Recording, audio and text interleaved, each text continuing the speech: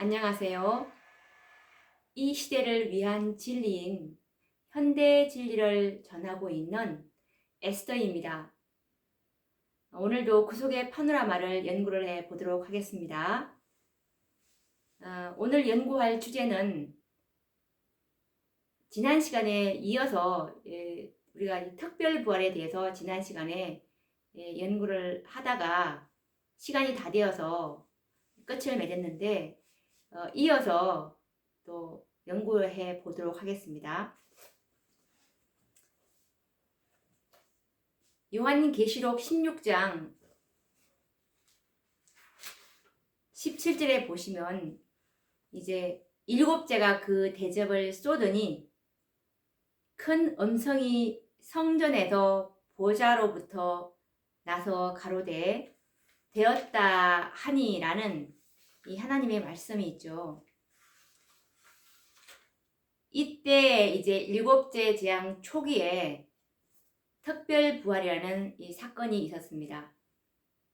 셋째 천사의 기별을 믿고 잠든 이 14만 4천인과 그리고 그를 찌른 자들, 이 두 무리의 이 부활이 있다는 것을 우리가 어저께 확인을 했었습니다. 그래서 이제 그 사건 뒤에 어떤 일이 일어나는지에 대해서 오늘 또 이어보도록 하겠습니다. 특별 부활이 일어난 이후에 하늘에서는 갑자기 주위의 흑암에 비해서 4배나 더 밝은 별빛이 구름 사이로 내려 비칩니다. 이것은 하나님의 백성들에게 희망과 기쁨을 주는 구원의 신호가 될 것입니다. 조금 전까지 창백하고 불안하던 이 하나님의 백성들은 이제 승리의 노래를 부르게 됩니다. 어떤 노래냐 하면 시편 46장 1절에 보시면 하나님은 우리의 피난처시요 힘이시니 환난 중에 만날 큰 도움이시라 라는 이와 같은 찬송이 이제 하늘로 올라갈 때 공중에서 어떤 일이 벌어지냐면 두 돌비인 이 십계명이 나타나는 사건이 일어나게 됩니다. 이와 관련된 증언의 말씀은 각 시대의 대쟁투 639페이지에 있는데 한번 확인해 보도록 하겠습니다.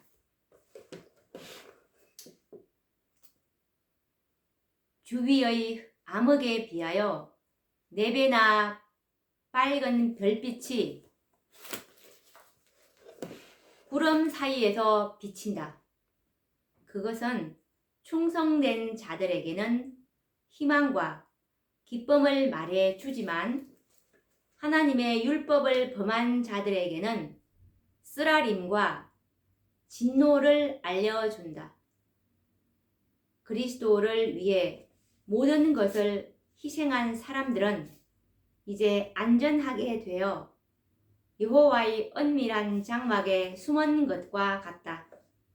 그들은 벌써 시험을 받고 세상과 진리를 멸시하는 자들 앞에서 그들을 위해 돌아가신 그리스도께 대한 충성을 입증하였다. 바로 죽음을 앞에 두고 충성을 굳게 지킨 자들에게는 놀라운 변화가 생겼다. 이 일곱째 재앙 때 아버지 하나님께서 이제 이 14만 4천인들의 충성을 완전히 간합하셨다는 말입니다.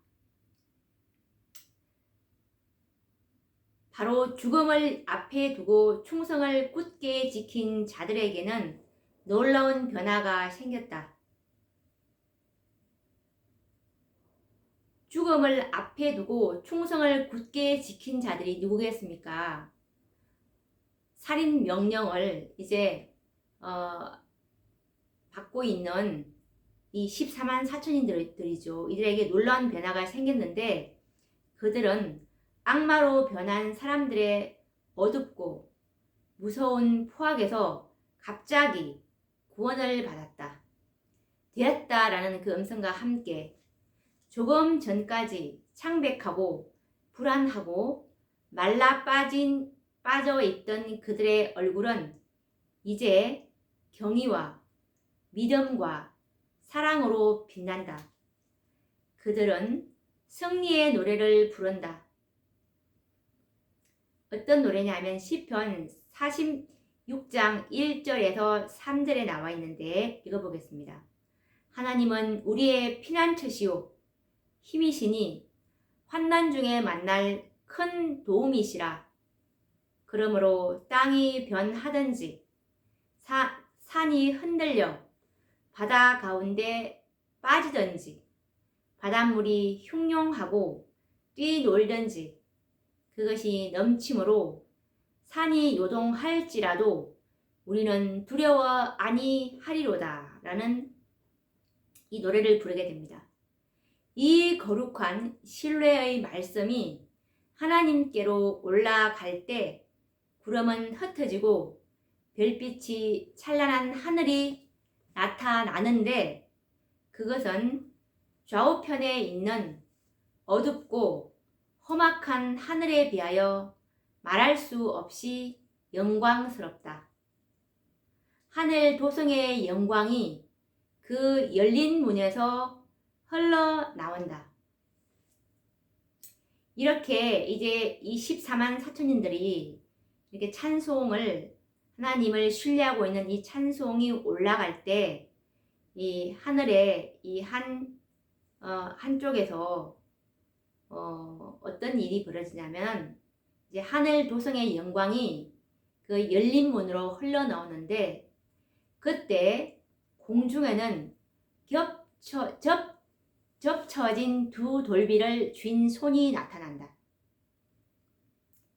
그때 공중에 접은 두 돌비, 접은 십계명을 쥔 손이 이제 그 하늘 도성의 영광이 열린 그 문에서 이제 보인다는 뜻입니다.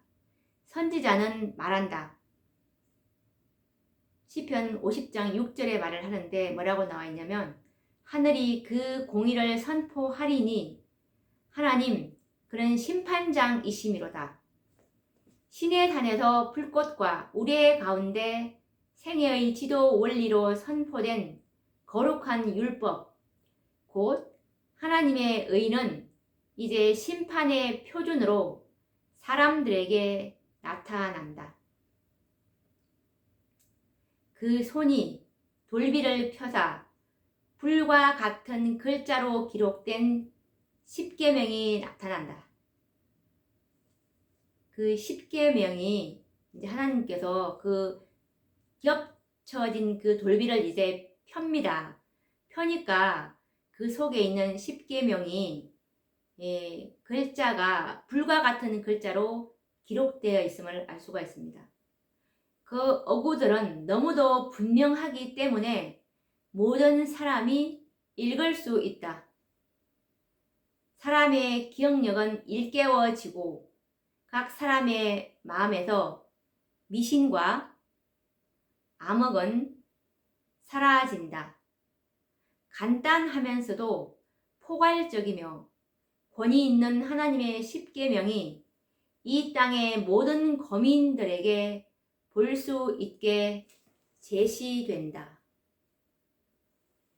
너무 신기합니다. 이렇게 하늘에서 이제 그 겹쳐진 두 돌비를 펴니까 불과 같은 그 십계명의 그 글자의 어구가 모든 사람들이 다 볼 수 있게 제시된다고 하는데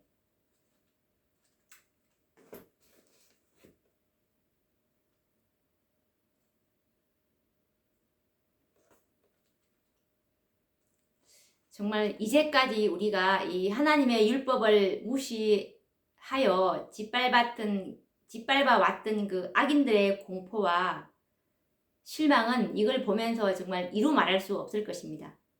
특히 그들이 정오하고 짓밟아 버렸던 이 넷째 계명의 이 안식일이 살아계신 하나님의 인이됨을 이제 깨닫고는 얼마나 두려워할 것입니까?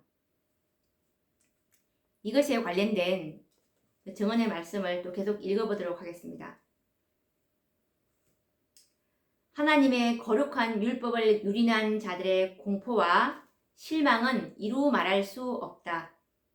하나님께서 사람들에게 율법을 주신 것은 그들에게 회개하고 개선할 기회가 있는 동안 그들의 품성을 율법에 비춰보고 그들의 결점을 깨달을 수 있게 하기 위함이었다. 그러나 그들은 세상의 호감을 사기 위해 하나님의 율법을 업신여기고 다른 사람들까지 율법을 범하도록 가르쳤다. 그들은 하나님의 백성들에게 하나님의 안식일을 더럽히도록 강요해 왔다.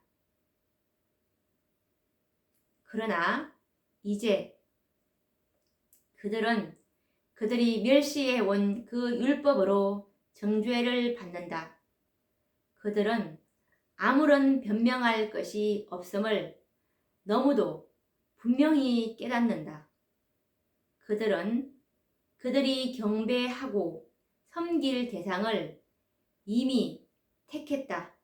이미 이 1월 법령 때 정말 짐승의 표를 받았습니다. 이마에 받던 손으로 받던 이 살아계신 하나님의 인은 14만 4천인 밖에 없고 그 나머지는 다 짐승의 표라고 우리가 연구를 하지 않았습니까? 그래서 이제 그들이 경배하고 섬길 대상을 이미 택했다. 말라기 3장 18절에 보시면 그때 너희가 돌아와서 의인과 악인이며 하나님을 섬기는 자와 섬기지 아니하는 자를 분별하리라 라는 말씀이 있습니다. 하나님의 율법을 대적하던 자들은 이제 목사들로부터 가장 작은 자에 이르기까지 진리와 의무에 대한 새로운 견해를 가진다. 그들은 넷째 계명의 안식일이 살아계신 하나님의 인이됨을 너무 늦게 깨닫는다. 그들은 거짓 안식일의 참 성질과 그들이 건축해온 모래로 된 기초를 너무 늦게 깨닫는다. 그들이 하나님을 대적하여 싸워온 사실을 발견한다. 종교 지도자들은 사람들을 천국의 문으로 인도라고 공언하면서도 영혼들을 멸망으로 인도해 왔다. 성직에 있는 자들, 이 자들의 책임이 얼마나 중대하며 그들의 불성실의 실과가 얼마나 무서운 것인지는 마지막 심판날에 가서야 비로소 알려질 것이다. 이들이 정말 미리 이 살아계신 하나님의 인의 수요가 찰 때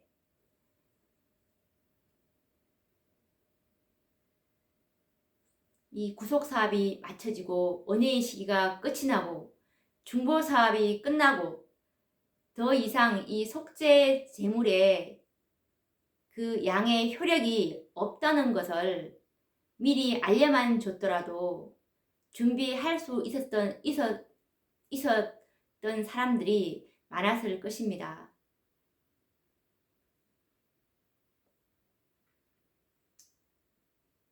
(14만 4천인) 외에는 에스겔, 구장처럼 살육하는 기계로 성전에서 늙은 자부터 어린 아이까지 다 모두 다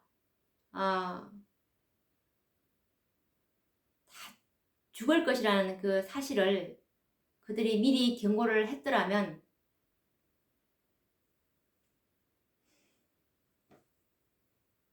정말 이 성직에 있는 분들의 이 책임이 얼마나 중대하고 그들의 불성실의 그 실과가 얼마나 무서운 것인지 마지막 심판날에 가서야 이제 비로소 알려질 것이라고 합니다. 우리는 오직 천국에 가서야 영혼을 잃어버리는 것이 무엇임을 올바르게 평가할 것이다.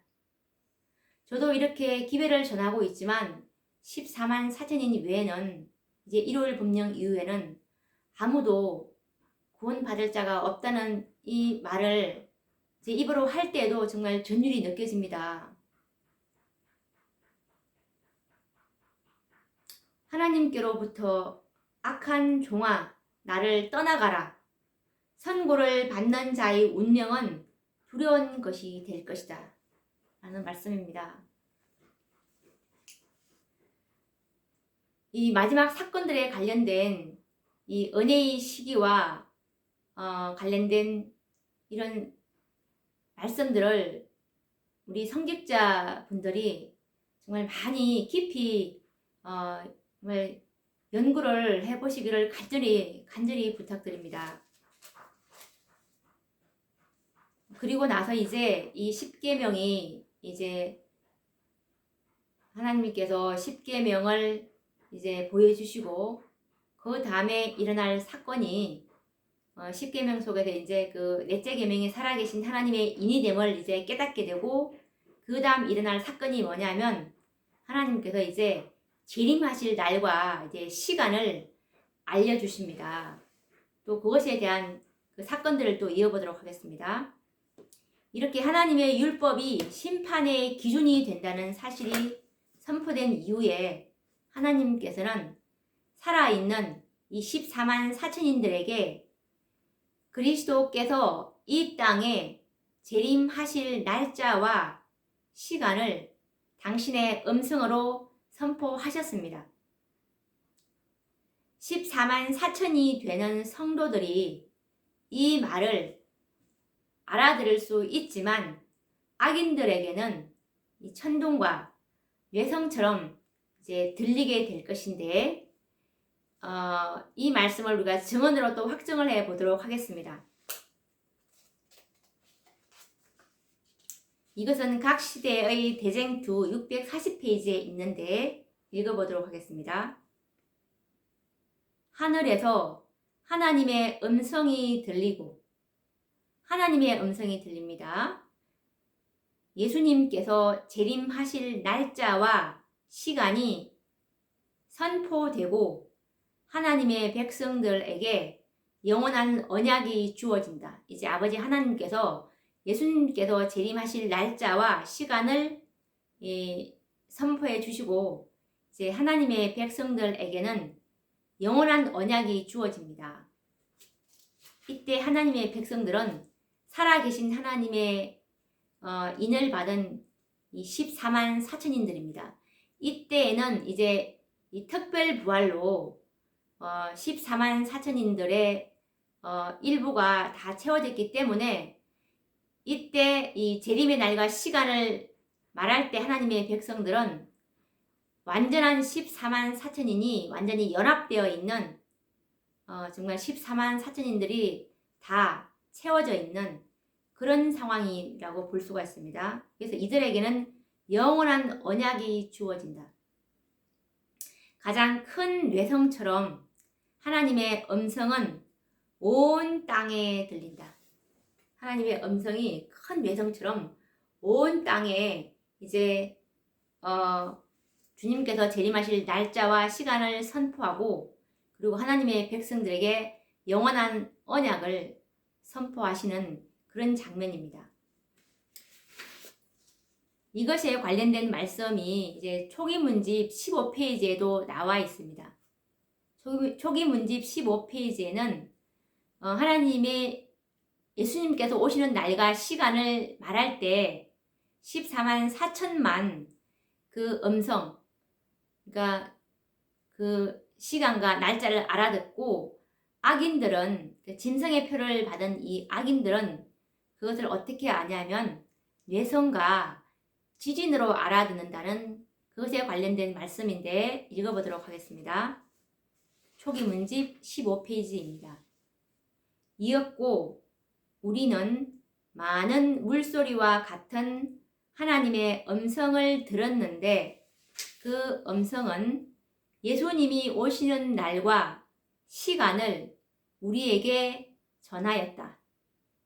그 수요가 14만 4천이 되는 살아있는 성도들은 그 음성을 알고 깨달았으나 악인들은 그것이 뇌성과 지진이라고 생각하였다.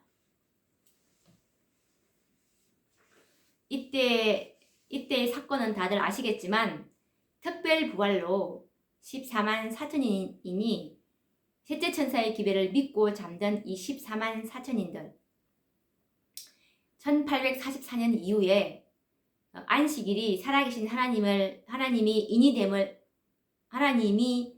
살아계신 하나님의 인이 안식일이 됨을 이제 믿고 깨닫고 그리고 예수 그리스도의 품성이 하늘 들어가는 이 통행증 이라는 것을 믿고 준비한 자들이죠. 이들이 이제 이 14만 4천인가 완전히 연합되어 있는 상황에서 아버지 하나님께서 이들에게 아까 재림의 날과 시간을 이제 알려주었는데 여기서 우리가 확인했다시피 그 수효가 14만 4천이 되는 살아있는 성도들이라고 했습니다. 그 수효, 이 14만 4천인이 실제 수라는 사실을 여기서도 또 우리가 확인할 수가 있죠. 이 수효는 낱낱이 이렇게 헤아릴 때 쓰는 그런 단어입니다. 낱낱의 개수를 수효라고 하는데 정확하게 세어보니까 14만 4천이더라 라는 그런 의미입니다. 이들이 살아있을 수밖에 없는 이유는 특별부활로 일곱째 재앙 때 이들이 부활해서 재앙을 잠깐 겪지만 이 재앙은 일곱째 재앙 때 일어났지만 이 재앙은 첫째부터 일곱째까지 누적이 된 재앙이기 때문에 이들이 이 야곱의 환난을 이 경험의 노래를 부를 수가 있는 것입니다. 그래서 이들이 이제 살아있다고 이렇게 표현한 것은 너무도 합당하죠. 이렇게 해서 이제 14만 4천인들은 이때 모두 하나님의 음성을 알아듣습니다. 만약 이때 알아듣지 못한다면 멸망당할 악인들이겠죠. 그렇기 때문에 이 1844년 이후에 셋째 천사의 기회를 믿고 죽은 자들은 특별 부활에 일어나서 14만 4천인 수효에 포함된다는 확실한 증거가 되는 것입니다. 왜냐하면 예수님의 오심에 대한 날과 시간을 알려줄 때에는 이때의 상황은 두 무리밖에 없는데 살아계신 하나님의 인을 받은 14만 4천인들과 짐승의 표를 받은 악인들밖에는 없기 때문입니다. 재림하시는 날과 시간을 이제 공포할 때 하나님의 음성을 알아듣는 자는 살아있는 악인들인 이 14만 4천인들이고 이 외에는 모두가 악인들인 것입니다. 이 14만 4천인들도 두 무리가 있죠.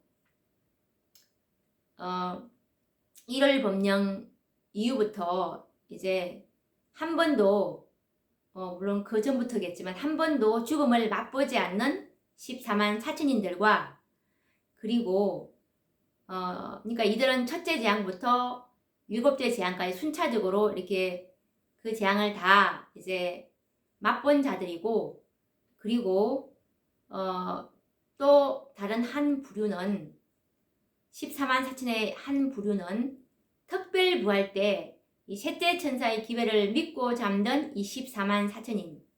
그래서 이 14만 사천인도 두 부류가 있고 악인들도 두 부류가 있습니다. 악인들은 정말 한 번도 죽음을 맛보지 않는 이 악인들 또 있겠고 그리고 특별 부활 때 일어난 이 악인들 그를 찌른 자들 그래서 우리가 엄격하게 분류해 보자면 이 네 무리가 있습니다.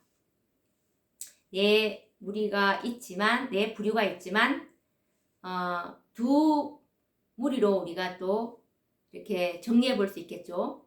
살아계신 하나님의 인을 받은 14만 사천인과 그리고 진성의 표를 받은 악인들 이렇게 두 무리가 있다는 것을 우리가 또 정리를 해 볼 수가 있습니다. 재림하시는 날과 시간을 공포하실 때 하나님의 음성을 알아듣는 자는 살아있는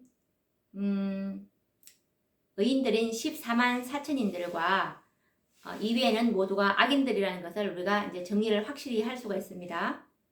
말씀은 분명히 그렇게 기록하고 있습니다. 그 누구도 이 특별 부활에 일어난 재림 선구자들을 악인들로 우리는 만들지 말아야 할 것입니다.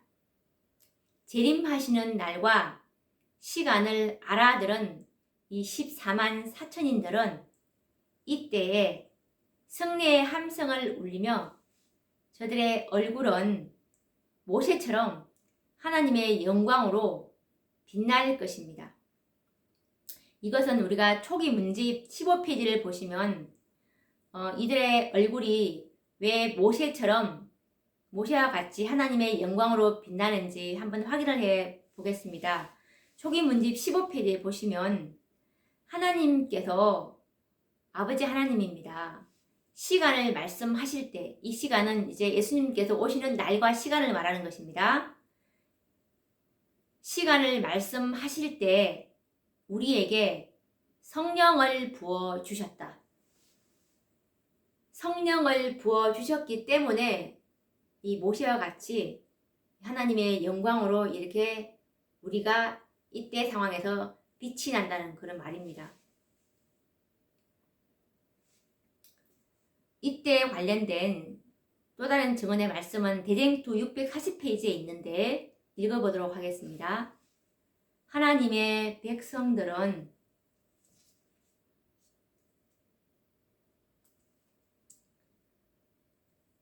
서서 그들의 눈을 위로 향하여 주목하고 귀를 기울인다.